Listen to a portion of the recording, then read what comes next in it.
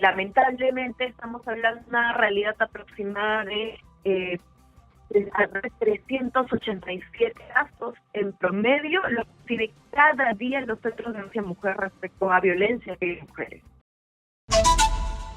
Voy a conversar a esta hora retomando el tema de Sheila Cóndor y retomando el tema de las cifras y la estadística tan lapidaria, tan dolorosa y tan de vergüenza para el Perú respecto a violencia contra la mujer. Voy a conversar con Catherine Soto, que es socióloga especialista en género, sobre esta cifra durísima. 19,000 casos de violencia severa contra las mujeres en el registro oficial. Por supuesto, no tiene la cifra real, porque hay muchos casos de violaciones, o en todo caso de agresión en general o de violencia contra la mujer que no se presenta como denuncia. Qué gusto saludarla, señora Soto. ¿Cómo está? Muy buenos días, bienvenida, exitosa. ¿Qué tal? Sí, buenos días. Gracias por responder nuestra llamada. Sigue siendo muy dura la cifra, ¿no? O sea, cuando leo y dice la ministra de las Mujeres y Poblaciones Vulnerables, informó que su sector recibe al año 19,000 casos de violencia severa contra las mujeres, que es un tipo de violencia. Uno dice, ¿en qué país vivimos, no? Sí, efectivamente, según las estadísticas del Centro de Emergencia, por lo menos en los 10 primeros meses de este año, directamente la violencia que han vivido las mujeres, estamos hablando de más de 110,000 casos de los centros de emergencia de mujer de distintas de violencia, ¿no? Marcados en la ley 764. Lamentablemente estamos hablando de una realidad aproximada de alrededor de 387 casos en promedio, lo que recibe cada día los centros de denuncia mujer respecto a violencia de mujeres. Entonces, en su diversidad, ¿no? Estamos hablando de niñas, adolescentes, las cuales están víctimas de estas distintas formas de violencia. Yo quiero que coloquemos énfasis en esta cifra, más de 380 casos diarios en los cuales distintos servicios de presencia de mujeres están recibiendo y extendiendo, están auxiliando a mujeres, adolescentes. Ok, es decir, de la cifra que da la ministra, en la que se habla de 52 por día, en realidad estamos hablando de violencia severa contra las mujeres, que es un tipo de violencia, pero en general, si podemos el universo completo de otras formas de violencia, estamos hablando de más de 380 casos según el reporte que tiene la señora Catherine Soto, socióloga especialista en género, que nos acaba de dar la información. Ahora, estamos respondiendo, digo en los dos aspectos fundamentales, ¿no? En el asunto de la prevención para que evitemos que estas cifras sigan en aumento. Y de otro lado, estamos avanzando en la respuesta del Estado para dar protección legal, protección psicológica, sostén y, para decirlo de manera clara, salvar a las mujeres y en general a los miembros de la familia de este infierno. ¿Sí estamos teniendo respuestas adecuadas o no? Bien, lamentablemente tendríamos que hablar de distintos tipos de medidas, ¿no? Menos de medidas articuladas. Y es algo que hasta el día de hoy por lo menos aún no tenemos, ¿no? Creo que ha quedado pendiente las reformas que se han intentado hacer o las reestructuraciones que han intentado hacer, ¿no? Eso creo que cuando hemos estado hablando en los últimos meses de la agenda pública, el abordar la inseguridad china, esta no ha tenido que transversal, en el cual hablamos de género, ¿no? Es importante ver también distintas situaciones de inseguridad en las cuales viven las mujeres.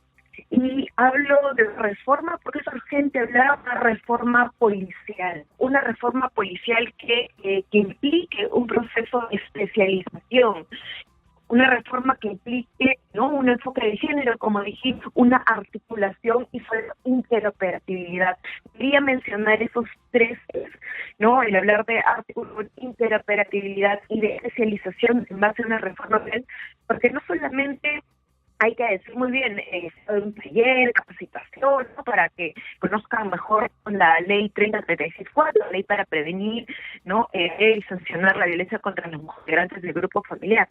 Estamos hablando de especialistas, realmente, ¿no?, dentro de la institución, para que puedan dar atención a este tipo de casos estamos hablando de articular, porque no son comisarías que actuar por separado o no se tiene que seguir cometiendo ese tipo de cosas donde hacerlo directamente, no se termina vulnerando derechos también hacia las propias familias cuando no se les atiende en una vía, se les manda hacia la otra y no hay una articulación directa y entre las mismas vías en el territorio ni entre los mismos servicios en el territorio. Y solamente hablamos de comisaría con el centro de emergencia donde se puedan dar dato, no hablar de los establecimientos de salud, también situaciones de emergencia o de riesgo. Entonces, ahí tiene que haber una articulación territorial también, menos en los servicios sociales, ¿no? Algo que no termina siendo. Hay que hablar también de interoperatividad, porque los datos que compartir, debe haber una fusión de ¿no? Entonces, allí desde la reforma, por lo menos desde la reforma social, y también quedó pendiente, que no solamente que desde el 2022, quedó pendiente también la estructuración del programa Nacer Aurora, ¿no? Y luego el principal énfasis, porque este programa tiene 5 servicios, entonces los servicios deben de ser funcionales y efectivos, ¿no? En este caso, no extender, sino también hablamos de 1000 posibles episodios, ¿no? Por sus líneas y servicios. Para hacer eso, ¿qué es lo que nos falta? Porque ciertamente el análisis de los datos, la estadística y además de las causas y las circunstancias y de los hechos en general siempre están como a la orden del día y creo que lo conocemos. Por ejemplo, en el tema de interoperatividad y el asunto ese de de conectar al Estado, ¿verdad? De hacer las conexiones correspondientes, de hacer la articulación. Va la mamá de esta joven de Seila Cóndor a una comisaría, y la comisaría dice, no señor, acá no puedes presentar la denuncia, tienes que presentarla en otra comisaría. Es decir, ni siquiera entre las propias comisarías hay una articulación. ¿Qué es lo que nos está faltando para cumplir esos objetivos, señora Soto? Sí, mira, para colocar el ejemplo a desapariciones, calidad, que fue el antecedente de este caso donde se debió de haber actuado de una forma diligente, lamentablemente, podríamos decir que con los instrumentos públicos, ¿no? Es decir, contamos con activas, contamos con el decreto de desapariciones desde el 2018, ¿no? A partir de una serie de desapariciones, y aquí el caso de Solcides Rodríguez, ¿no? A partir de esos episodios, se cuenta con el decreto legislativo 28 para poder distribuir esas denuncias de desapariciones de mujeres. Tienen una principal atención, ¿no? Tiene que haber una respuesta inmediata, tienen que esperar 24 horas y 8 horas, no se tiene que esperar ello.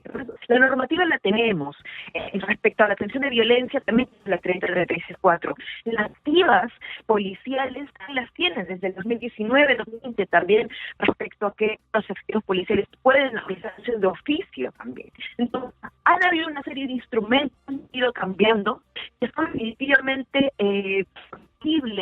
¿no? Sin embargo, aún así, no se están aplicando, ¿no? Y por eso a lo de la especialización, porque si no hay un equipo o cuerpo no solamente político, sino que de funcionarios públicos comprometidos, no con voluntad, no libres de corrupción, hay que decirlo también, ¿no?